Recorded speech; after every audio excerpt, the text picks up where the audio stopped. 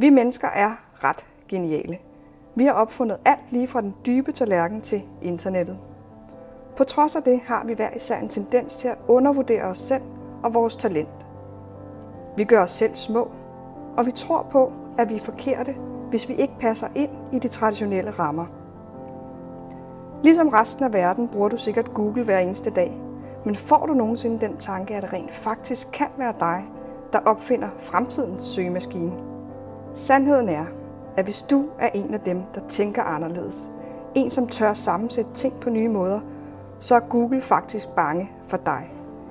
De ved godt, at du har potentiale til at blive en af fremtidens helte, en af dem, som kommer til at definere vores verden. Så selvom dit liv måske føles småt, så skal du altid tænke stort.